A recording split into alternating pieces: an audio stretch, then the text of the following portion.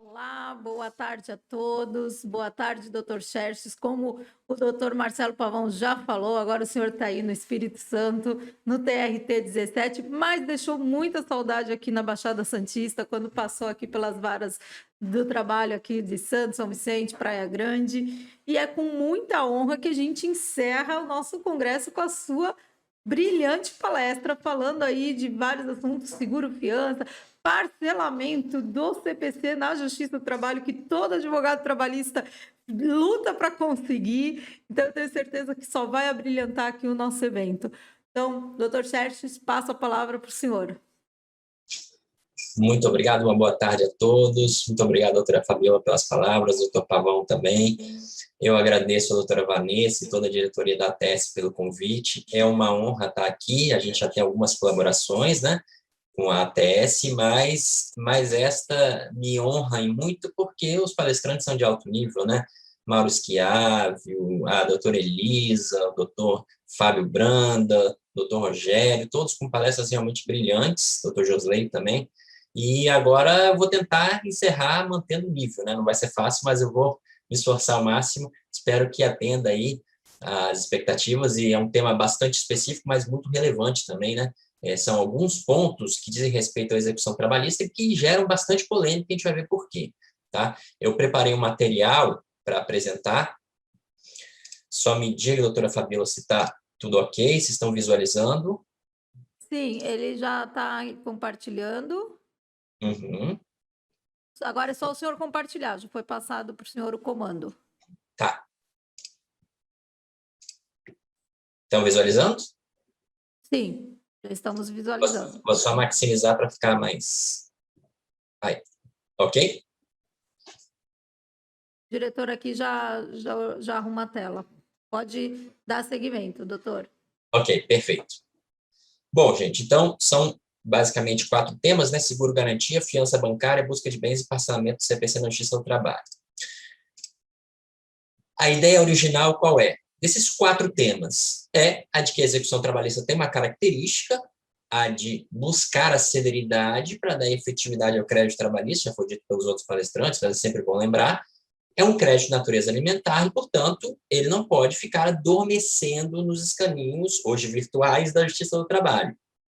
Claro que, como bem lembrou o doutor Rogério na palestra dele, muitas vezes medidas de defesa na execução são mal vistas, mas elas são necessárias. A gente não pode esquecer o contraditório em ampla defesa, aí eu faço uma espécie de meia-culpa, às vezes, como também bem lembrou o doutor Rogério, nós, juízes, sobretudo de primeiro grau, por conta do excesso de serviço e tal, da necessidade de dar uma resposta, somos cobrados por corregedorias, tá, pelo CNJ, para estarmos sempre atuando, sobretudo na execução.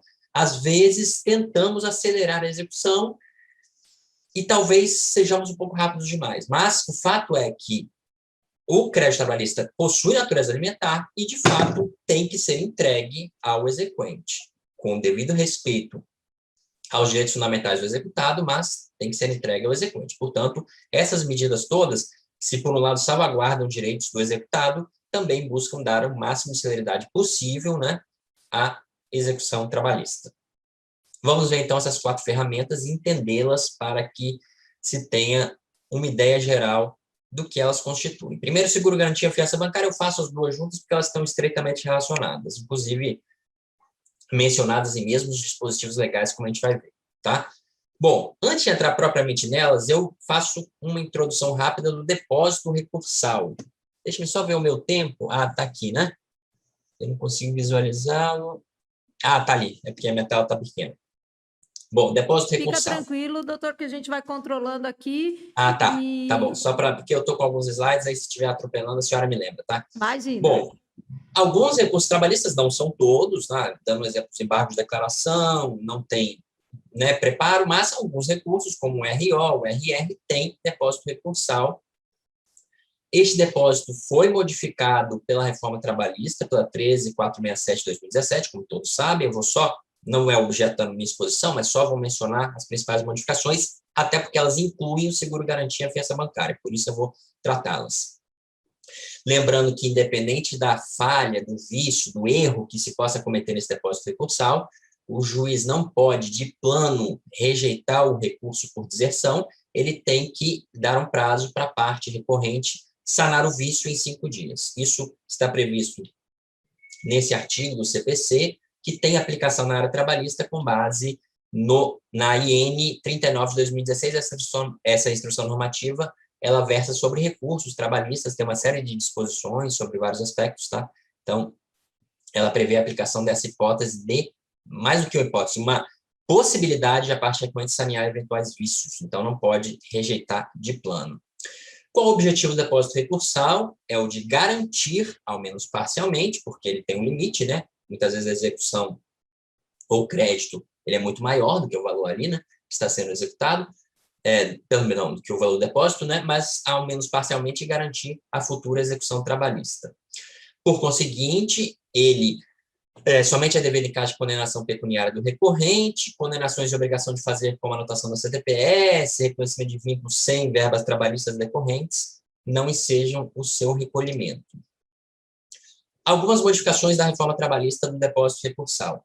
Primeiro, gente, parágrafo 4º do 899, até gerou alguma confusão no início, né? Alguns advogados continuavam fazendo o depósito lá na conta vinculada ao trabalhador do fundo de garantia e não era mais, porque passou a ser na conta vinculada ao juízo e não mais a conta vinculada ao trabalhador lá do fundo de garantia. Bom, também se reduziu ou eliminou o valor do depósito recursal em algumas hipóteses. Primeiro, né, a redução para o que eu chamo de os pequenos, empregador doméstico, empresas de pequeno porte, microempresas. Então, são aqueles pequenos, e entidades sem fins lucrativos, são aqueles pequenos que o legislador entendeu por bem dar esse benefício de redução pela metade do depósito recursal. E a isenção completa, para quem foi?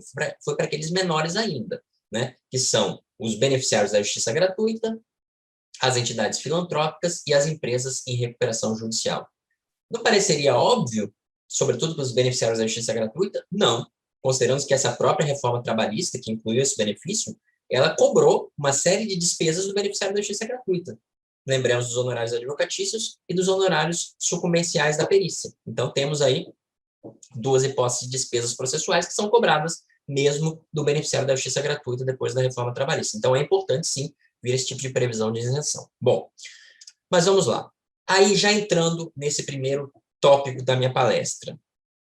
O que foi inserido no texto seletista pela reforma trabalhista que diz respeito à fiança bancária e ao seguro-garantia? É o que está no parágrafo 11 desse mesmo artigo 899 da CLT, que prevê o seguinte: o depósito recursal, atenção ao termo utilizado, poderá ser substituído por fiança bancária ou seguro-garantia judicial.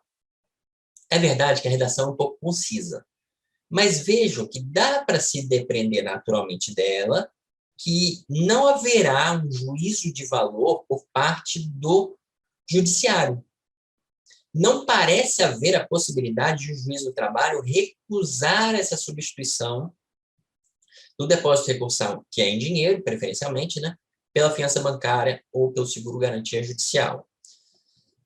Ah, mas pode dizer, mas isso se insere no poder geral de condução do processo do juiz, no artigo 765 da CLT? Talvez, de fato, se possa fazer essa interpretação. Mas o que me parece é que, por essa redação no parágrafo 11 do artigo 899, não há muita brecha para essa interpretação com a devida vênia, porque parece realmente indicar uma impossibilidade de o juiz fazer esse juízo de valor. Ok, mas prossigamos para ver se é isso mesmo que o TST entendeu. O TST, mesmo antes da reforma trabalhista, por meio dessa J que tem redação de 2016, a 59 da STN 2, já admitia essa substituição. Vejam o teor dessa J 59. A carta de fiança bancária e o seguro garantia judicial, desde que em valor não inferior ao do débito em execução, acrescido de 30%, a gente vai voltar nisso, vai ter outros slides sobre isso, mas sempre essa ideia. Ok, pode substituir? Pode, mas tem que acrescer o valor da execução 30%, tá? Equivalem a dinheiro para efeito de gradação dos bens penhoráveis, estabelecido no artigo 835 do CPC, de 2015. Bom, aqui temos, então, mais um indicativo de que não cabe um juízo de valor por parte do judiciário. Porque, vejam, a própria OJ do TST estipula que carta, fiança, seguro, garantia equivalem a dinheiro. Quando diz que equivale a dinheiro, está subentendida a ideia de que o juiz não vai poder recusar, dizendo que não equivale a dinheiro. Porque qual seria o motivo da recusa? A gente vai ver algumas possíveis. E não estou dizendo que essa substituição seja automática, tá, gente? A gente vai ver daqui a pouco como ela funciona. Mas a ideia é, temos ali, em princípio, uma impossibilidade de o juiz estar brecando a priori, vamos dizer assim, sem que haja alguns problemas que a gente vai examinar, a priori o juiz, não, eu não gosto de carta-fiança, eu não gosto de seguro-garantia. Ele não poderia fazer, porque tanto a OJ quanto o texto da CLT reformada não sugere essa possibilidade. Bom, mas há um problema adicional. Um ato conjunto, que primeiro foi elaborado em 2019, depois foi complementado por este 2020, porque houve uma decisão do CNJ nesse intervalo, 19 e 20, houve uma decisão do CNJ, e aí o TST reformulou o seu ato conjunto, que é esse TST, CSJT, CGJT, então a gente conta aí com o ato da instância superior trabalhista.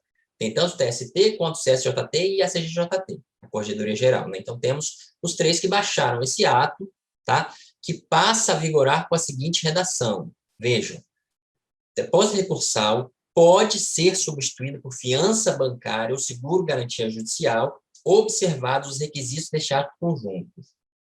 E mais, o requerimento de substituição do depósito recursal por seguro-garantia judicial será dirigido ao juiz ou relator competente para decidir o pedido na fase que se encontrar o processo, na origem ou instância recursal. Mais uma vez, eu chamo a atenção. Nenhum dos dispositivos legais é expresso, do ponto de vista de dizer o juiz não poderá fazer qualquer juízo de valor. Mas toda a dicção, toda a redação desses dispositivos normativos é nesse sentido. Porque, vejam, o requerimento de substituição será dirigido ao juiz ou relator, na origem ou instância. Não há um complemento do estilo que fará um juízo de valor sobre a sua admissibilidade. Ok, poderia-se dizer isso é desnecessário, novamente, né, por conta do poder geral de comissão do processo 765 da CLT, mas me parece que há uma intenção clara de todos esses atos normativos de não abrir essa brecha. Mas, como eu já disse antes, isso não significa que a substituição será automática. Há, sim, requisitos. E eles estão previstos neste mesmo ato conjunto. Vejamos quais são. Bom, primeiro, artigo 3º do mesmo ato conjunto, né, que, como eu disse, é de 19, depois teve a redação complementar de 2020, prevê o seguinte: a aceitação do seguro garantia judicial de que trata o artigo 1º, prestado por seguradora idônea. Ponto. Temos o primeiro requisito, seguradora idônea. Porque qual é o problema? Pode chegar um executado e apresentar ali um seguro-garantia, e aí eu faço uma ressalva, tá, que não está expresso aqui. A fiança bancária dá muito menos problema, porque a fiança bancária normalmente é uma garantia bem sólida, né, a não ser que seja também uma instituição bancária desconhecida. Hoje houve essas fintechs, né, algumas bem conhecidas, inclusive capitalizadas na Bolsa de Valores e tal, mas há outras que são menores. Então, salvo se for uma instituição muito pequena, desconhecida, né, as grandes instituições bancárias, obviamente, emitindo uma fiança bancária, não vai ter problema. A questão toda polêmica é sobre o seguro-garantia. Porque, como a gente sabe, no Brasil, o seguro ele não costuma ser fácil de ser recebido. Isso é uma realidade. Então, por que na área trabalhista seria diferente? É por isso que há todo esse cuidado nesse ato conjunto do TST, que, como a gente já viu no slide anterior, ele realmente tem um viés que caminha para uma aceitação, não digo direta, mas facilitada da substituição, ainda assim ele tem a cautela de indicar algumas condições. A primeira, seguradora idônea. Por quê? Aparece lá uma seguradora que ninguém nunca ouviu falar, que apresenta esse seguro-garantia, não estaria preenchendo esse requisito. Por quê? Porque não vai ter liquidez. Esse seguro-garantia, no momento de ser eventualmente executado, ele muito provavelmente vai dar problema. Não vai conseguir ser executado. Então, o seguro-garantia tem que ser emitido por uma seguradora idônea. Mas não é só. Continua a redação do artigo 3º. E devidamente autorizada a funcionar no Brasil, que eventualmente você pode pegar uma seguradora lá de Malta, de um país lá do Uzbequistão. Aí você, né, eventualmente pode ser uma seguradora extremamente robusta no país de origem. Mas a gente precisa ter alguma solidez e alguma facilidade de execução, se o seguro não funcionar. Então, tem que ser uma seguradora idônea e devidamente autorizada a funcionar no Brasil. Nos termos da legislação aplicável, fica condicionada a observância dos seguintes requisitos que deverão estar expressos nas cláusulas da respectiva apólice. Então, vejam, por um lado, a gente já tem alguns requisitos gerais. Tem que ser seguradora idônea e autorizada a funcionar no Brasil. Requisitos gerais bastante relevantes, a meu ver, mas que não são os únicos. Há outros que estão previstos aí nos dispositivos desse artigo 3º. Quais seriam? Primeiro, no seguro garantia judicial para execução trabalhista, o valor segurado deverá ser igual ao montante original do débito, executado com os encargos dos acréscimos legais, inclusive honorários advocatícios, que agora são devidos, como os senhores sabem, né?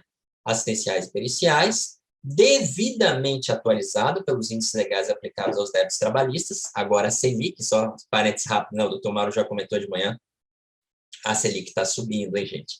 Daqui a pouco a gente pode ter uma decisão do STF mudando e dizendo que não é mais bem assim, não é mais a Selic, não, mas vamos em frente. Não é o objeto da minha palestra. Acrescido de no mínimo 30%. É o que já estava ali naquela OJ e agora foi reproduzido nesse ato conjunto do TST. Isso por quê, gente? Porque no CPC, quando se fala nesse seguro-garantia, também se fala nesse acréscimo, tá? Por isso que veio desses diferentes atos do TST esse acréscimo de 30%. Isso é interessante por quê? Porque por mais que a OJ do TST fale que o seguro-garantia equivale a dinheiro, a gente sabe que não é bem assim, não equivale tanto assim a dinheiro. É um seguro que você vai ter que executar depois e vai dar mais trabalho do que um dinheiro que já está ali depositado judicialmente, né? Então, o acréscimo pelo menos compensa esse risco que certamente existe, por mais que seja uma seguradora idônea, com funcionamento no Brasil, vai haver sempre algum risco de ela usar uma cláusula de rodapé, daquelas microletras que vem lá, escritas que você não consegue ler, e aí sempre tem esse risco, né? A gente está tratando de seguro, então seguro nunca é 100% sólido, 100% seguro, né? Para usar aí o pleonasmo no Brasil. 2. No seguro-garantia, para substituição de depósito recursal, o valor segurado inicial deverá ser igual ao montante da condenação, acrescido de no mínimo 30%. Aí é porque sempre faz menção à execução e ao depósito recursal para as duas hipóteses. Eu estou tratando conjuntamente porque, no fundo, a lógica é a mesma, tá? Até porque o depósito recursal vai servir para execução também. E aí eu vou fazer até um comentário aqui que, enfim, causa, a meu ver, de uma maneira surpreendente, alguma divergência, alguma polêmica, mas não me parece ter sentido. Mas vamos lá. 3, previsão de atualização da indenização pelos índices legais aplicáveis aos débitos trabalhistas, aí que a gente já viu, hoje Selic na fase judicial, na fase pré-judicial e IPCA. Como vocês bem sabem, já viram com o Mauro. 4, manutenção da vigência do seguro, mesmo quando o tomador não houver pago o prêmio nas datas convencionadas, com base no artigo 11, parágrafo 1º da circular SUSEP e renúncia aos termos do artigo 763 do Código Civil e 12 do Decreto-Lei 73. Então, temos aí um dos problemas dos seguros. Eles costumam ter prazo de vigência. E o que ocorre quando acabar esse prazo de vigência? Vejam, há uma previsão de que, para ele ser aceito, deve haver uma manutenção da vigência do seguro, mesmo quando o tomador não houver pago o prêmio nas datas convencionadas. Então, uma medida de cautela bastante interessante. Que pode ocorrer daquele que está oferecendo o seguro não pagar à seguradora o seu prêmio, né, o valor devido. Mas temos aí uma medida de cautela. Vai se manter a vigência mesmo assim. O problema entre eles, aqui vai ter vigência esse seguro-garantia. 5, referência ao número do processo judicial, aí é uma questão mais formal, né? 6, o valor do prêmio. 7, vigência da pólice de no mínimo 3 anos. Vejam, eu acabei de falar a questão da vigência. É um problema, porque a execução trabalhista muitas vezes dura muito tempo, infelizmente, né? Então, a vigência tem que ter no mínimo 3 anos, para que não se faça seguro-garantia só para se livrar da dívida. Faz ali 6 meses, sabe que não vai resolver a execução em 6 meses e lá na frente já não está vigente. Não, tem que ter no mínimo 3 anos e a gente vai ver o que vai ocorrer mesmo quando vencidos esses 3 anos, tá? 8, estabelecimento das situações caracterizadoras da ocorrência de sinistro. 9, endereço autorizado da seguradora. E 10, cláusula de renovação automática. Então, vejam, venceram os 3 anos? Cláusula de renovação automática, para que não haja a situação de que apresentou o seguro-garantia, venceram os 3 anos, que é um prazo mínimo, né, se você for lembrar, venceram os 3 anos, acabou, não tem mais aquela garantia da execução. Tem sim, porque tem que ter uma cláusula de renovação automática. Aí vai se dizer, mas se a seguradora não aceitar isso tudo, o seguro não vai ser aceito. É simples assim. Então, o seguro, para ser aceito, tem que preencher, de acordo com esse ato do TST, todos esses requisitos. Então, a cláusula de renovação automática, eventualmente, pode causar transtornos com a seguradora, porque vai dizer, não vou ficar de eterno vinculado, a execução pode demorar 10, 15 anos, vai aumentar mesmo com a Selic, vai acabar ficando muito alta. Ok, mas para aceitar na Justiça do Trabalho vai ter que ter essa cláusula, senão o seguro não será aceito. Parágrafo 1º, além dos requisitos estabelecidos neste artigo, o contrato de seguro-garantia não poderá conter cláusula de desobrigação. Vejam o cuidado aqui, tá, gente? Muito interessante também essa previsão. Não poderá conter cláusula de desobrigação decorrente de atos de responsabilidade exclusiva do tomador, da seguradora ou de ambos. Tampouco cláusula que permita sua rescisão, ainda que de forma bilateral. Vejam que esse ato ele procura resguardar de todas as formas possíveis a liquidez dessa garantia, desse seguro-garantia. Primeiro, colocando um prazo mínimo que é razoável, de 3 anos. Segundo, colocando a obrigação de uma cláusula automática de renovação desse prazo. Terceiro, impedindo simulacros, fraudes ali, né? Ou mesmo que não seja fraude, mas que brigas entre aquele segurado e a seguradora ensejam o prejuízo daquele seguro-garantia. Não há isso porque também fica vedada a inclusão nesse contrato de seguro-garantia, né, de uma cláusula de desobrigação decorrente desse tipo de problemas. Então, seja um ato de responsabilidade exclusiva do tomador, né, não pagou um eventual valor ali que estava previsto no meio do contrato, ou da própria seguradora, que, enfim, acabou não oferecendo alguma garantia, algum elemento ali, esse é um problema interno entre eles. Na Justiça do Trabalho, essa desobrigação não atingirá a seara laboral, ou seja, está lá e vai ter que ser pago o seguro. Depois eles se entendem entre eles, para ver se eventualmente alguém, por exemplo, sobretudo vai ser um problema do tomador, né? O tomador não pagou um determinado valor, tinha se comprometido a pagar, se ofereceu o seguro-garantia, isso é um problema entre eles. É mais ou menos como ocorre nas responsabilidades subsidiárias, né, gente, que tem na Justiça do Trabalho, o responsável subsidiário responde depois, ele que exerce o direito de regresso contra o principal em outra seara, tá? Não é na seara trabalhista a mesma coisa aqui. O seguro-garantia tem que ser quitado e que a seguradora cobre depois do tomador em outra seara, eventual inadimplemento dele. Aí já não é um problema nosso, né?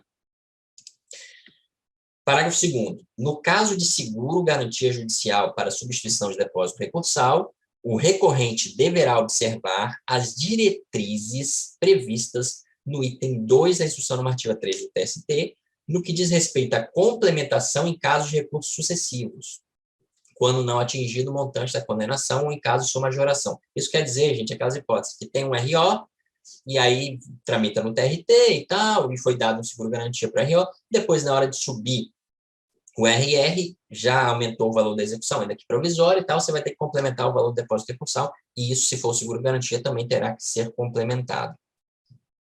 Na hipótese do parágrafo anterior, a complementação de depósito em espécie poderá ser feita mediante seguro-garantia. Isso é um detalhe interessante, porque digamos que o depósito RO tenha sido feito em dinheiro. Na hora de entrar com RR, vai querer apresentar o seguro-garantia. Pode, está previsto no parágrafo 3º, tá? Mas vai misturar as naturezas. Mas o TST entende que isso é válido, ok? Vai poder fazer essa complementação com natureza distinta. Bom, a validade das apólices dos seguros-garantia é tratada no artigo 4º desse ato conjunto. É o mesmo ato, tá, gente? Que, como eu disse, é 19, depois complementado para a redação de 2020. As apólices apresentadas permanecerão, vejam que é uma preocupação permanente, já estava no artigo 3º, no artigo 4º, volta a se tratar dessa questão da validade. As apólices apresentadas permanecerão válidas, independentemente do pedido de renovação da empresa tomadora, enquanto houver o risco e ou não for substituída por outra garantia aceita pelo juízo. Até porque, como a gente acabou de ver, elas têm uma cláusula de renovação automática, então não tem como não serem válidas enquanto permanecer em curso a execução, né? Claro. Então, enquanto estiver lá, o seguro-garantia vai ter validade. Ou, em caso de haver a substituição, por outro bem, outro seguro-garantia, ou uma carta de fiança bancária, ou um depósito adicional em dinheiro, mas, enquanto isso não for feito, está válido esse seguro-garantia. Parágrafo único, as hipóteses de não renovação da apólice são exclusivamente aquelas descritas nos itens 4.1 e 4.2 do anexo 6 da circular SUSEP, são hipóteses muito específicas que regem os seguros privados no Brasil, mas a regra geral é esta, de que vai permanecer válido aquele seguro enquanto permanecer a execução trabalhista tramitando.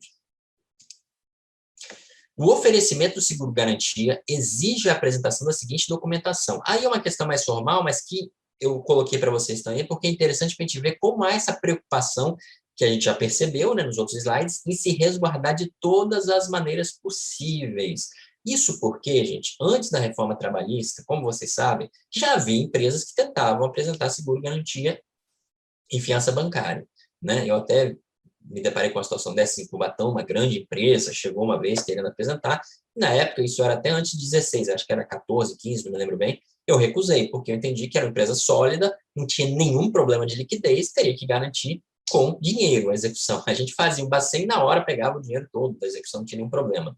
Então, eu não aceitei, mas hoje, eu vou voltar nisso com vocês, tá? Mas hoje já seria mais difícil fazer o que eu fiz naquela vez, porque por esse ato conjunto, pela redação da CLT reformada, pela própria OJ de 2016 do TST, o juiz fica mais restrito. Eu vou explicar isso no final desses slides dessa parte, tá? Mas vamos ler esses requisitos formais do seguro-garantia.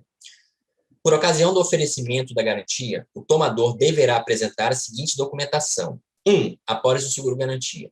2. Comprovação de registro da apólice na SUSEP. 3. Certidão de regularidade da sociedade seguradora perante a SUSEP.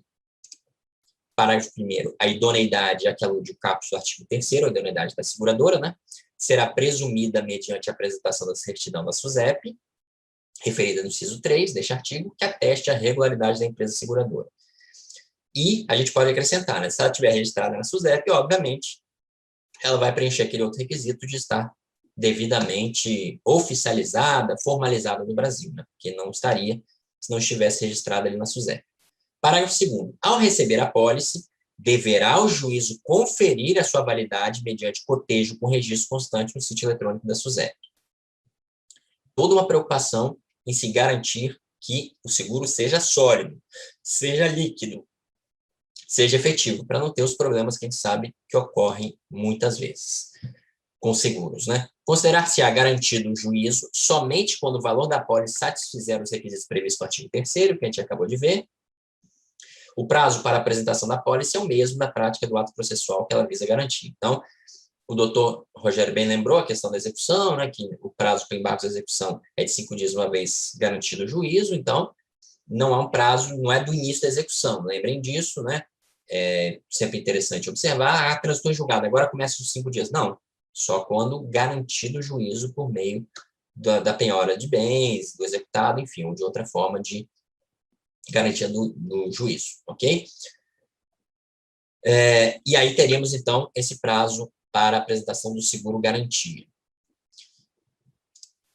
Por fim, quanto ao seguro-garantia, convém destacar o teor do artigo 6º do ato conjunto, o mesmo ato conjunto, de 16 de outubro de 2019.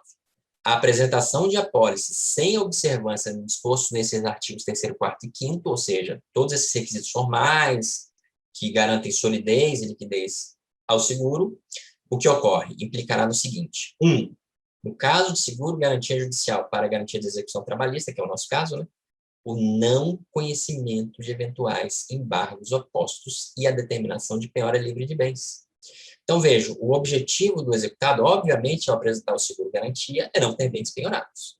Se ele o fizer sem esses requisitos formais, que a gente acabou de ver, e são muitos, né? Seguradora idônea, registrada no Brasil, na SUSEP, com cláusula de validade de vigência de no mínimo 3 anos, com cláusula de renovação automática desse prazo, enfim, 30%, o valor da execução atualizado mais 30%, tudo aquilo, né, além da apólice, de todos aqueles elementos, caso não sejam cumpridos todos esses requisitos, considera-se como não garantida a execução, e isso implicará na penhora de bens do executado. Então, não vai adiantar nada, certamente, né, o fato de você tentar um seguro-garantia demanda custo, demanda trabalho, demanda tempo, então o executado vai acabar perdendo o tempo dele e o dinheiro, porque não vai servir para garantir a execução. Tá? Então, tem que se ter esse cuidado, cumpra todos os requisitos, Aí eu faço só uma ressalva, né? Certamente muitos de vocês estão se perguntando, mas o ato conjunto não é lei.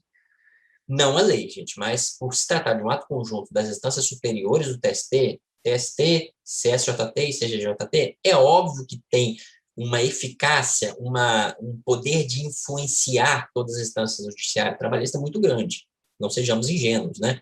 É igual a uma súmula do TST. Não tem efeitos vinculantes como as súmulas vinculantes do STF, ok. Mas alguém tem alguma dúvida de que uma súmula do TST tem muita eficácia, muitos efeitos ali na prática trabalhista? Todos nós sabemos, né? Alguém tem lei para estabelecer a responsabilidade subsidiária do tomador de serviço? Não, a gente usa a súmula 331, né?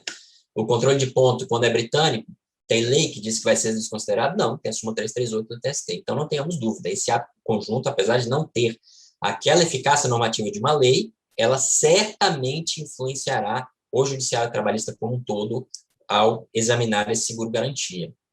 Eu até estava falando com um colega outro dia, na verdade, a gente estava participando de uma palestra, né, conjuntamente, e ele estava dizendo, é um colega Rodrigo Trindade, do TRT da 4ª Região, ele está auxiliando lá a presidência do TRT da 4ª Região, e ele diz que eles têm todos os requisitos formais para examinar um seguro-garantia, né?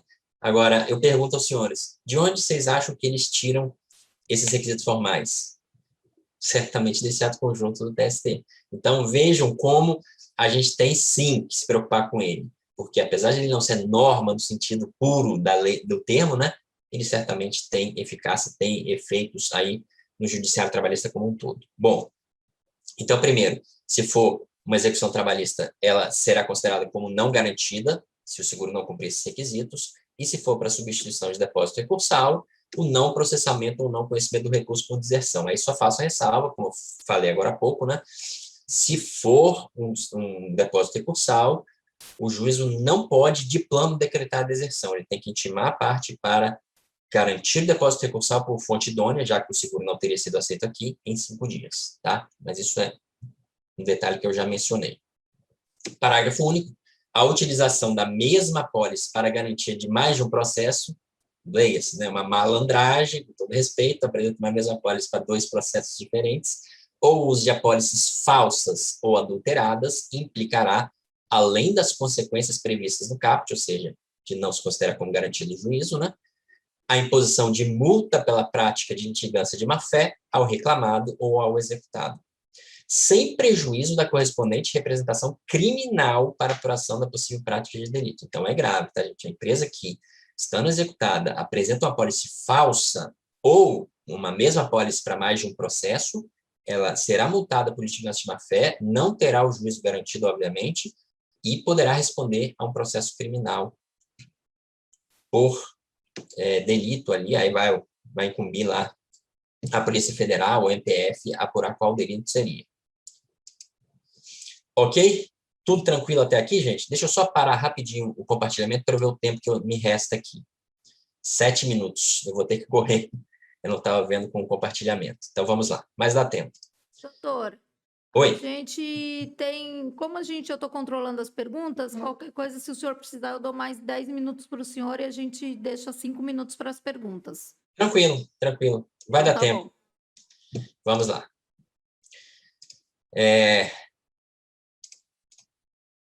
Busca de bens, então, como funciona? Bom, eu sei que vocês já viram em outras palestras, me parece que eu vi alguma coisa do Mauro Schiavi mencionando, não sei se em outras palestras, eu confesso que eu não consegui assistir inteira todas, mas eu assisti parte de todas elas.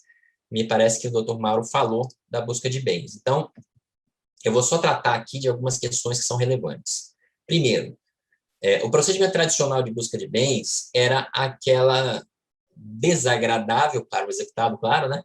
Mas necessária a visita do oficial de justiça, né? Ele se dirigia e, como procedimento trabalhista é célere, ele mesmo fazia a visita, fazia a avaliação, fazia a penhora do bem, né? E já fazia o depósito, normalmente ficava com o próprio executado ali, né? O depósito do bem e tal, e se passava depois a alienação, enfim, todos aqueles trâmites legais, né? Do bem que estava penhorado. O valor desses bens deveria ser suficiente para a garantia da dívida principal, a acrescida da previdenciária, dos juros da correção. Lembrando que aí são bens de valor, né, elevado, valor razoável, não vai se penhorar, enfim, um objeto de pequeno valor na casa do executado, porque não teria sentido algum. Na prática, a gente acaba vendo umas situações esdrúxulas como essas, né? Às vezes, uma ansiedade de querer garantir a execução, o oficial vai e acaba penhorando bens ali de menor valor, não tem sentido algum, até porque é muito distante do valor total da execução. Bom, mas esse procedimento já caiu um tanto em desuso, né? Vocês sabem disso, que vocês militam. Hoje a gente tem ferramentas eletrônicas que são muito mais efetivas para a busca de bens. As novas, inclusive, tem um tema, não é objeto da nossa lead, né? Mas certamente vocês já ouviram falar que está causando muita polêmica, que é o tema das provas digitais, tá?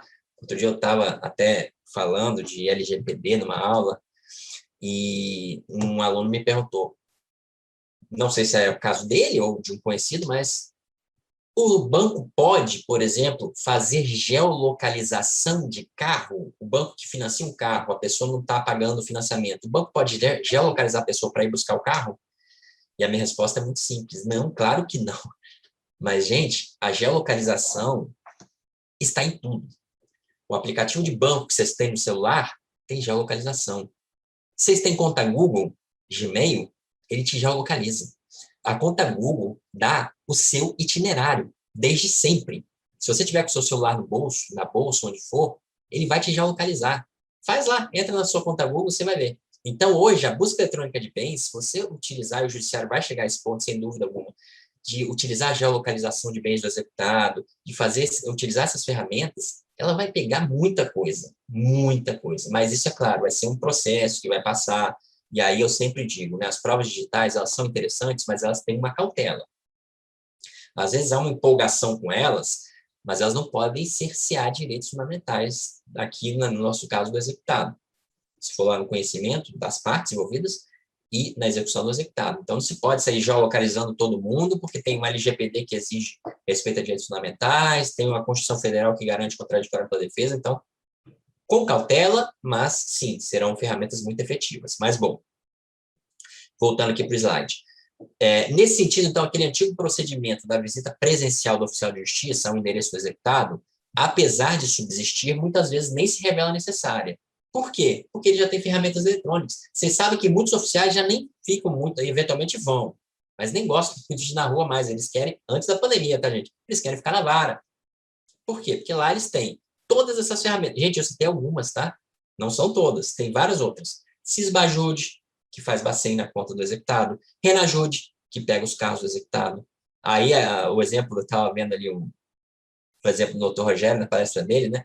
De uma Ferrari que ele diz que não é dele, mas eu sinceramente fiquei na dúvida se aquela Ferrari é dele ou não, mas enfim, vamos em frente. Uma Ferrari lá daquele executado, o juiz teria sido leviano, porque bastaria ele fazer um renajude, ele veria que a Ferrari não era lá do executado, e sim do advogado dele, né? Mas enfim, renajude para pegar a Denatran, o Infojude para questão de tributos, o Serasa-Jude, gente, acha-se que esse Serasa-Jude é inútil, ele é super eficiente, porque a empresa não quer ficar negativada no Serasa.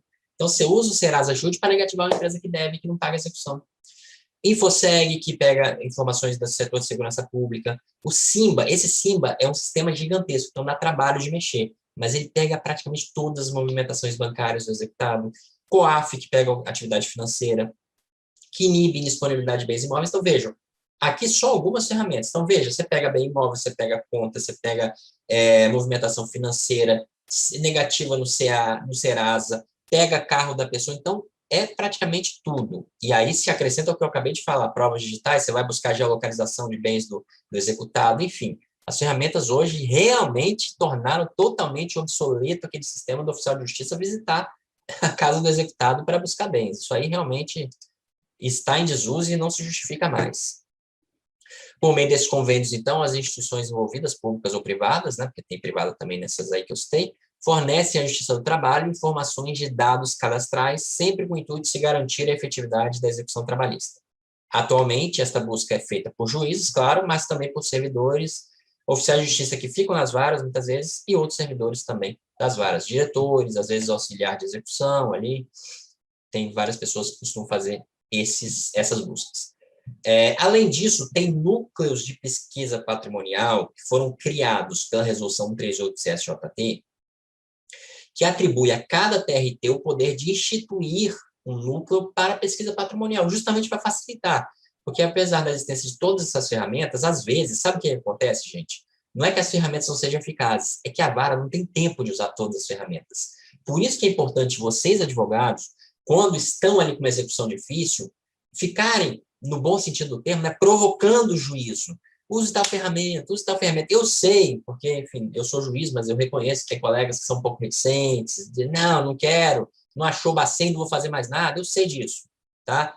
Mas aí se vale até de um recurso ao tribunal, alguma coisa, mas insistam, porque as ferramentas são muito numerosas e elas vão provavelmente dar um resultado, salvo se não houver nada. Claro, se não houver nenhum bem, nem oculto ali do executado, aí não vai ter jeito. Já teve caso, né, de peguei processo da década de 80, era um quiosque na praia, a pessoa não tinha nada no nome dela. Não é que ela estava ocultando, ela não tinha nada mesmo. Mas, normalmente, o executado, que em princípio não tem nada, é porque está ocultando, e aí você, com essas ferramentas, você vai achar, tá? E tem para isso também um núcleo de pesquisa patrimonial, que os TRTs podem criar, nem todos criam, mas muitos já criaram, tá? Para facilitar essa busca de bens do executado, sobretudo aqueles que o executado está ocultando para não serem, né, penhorados.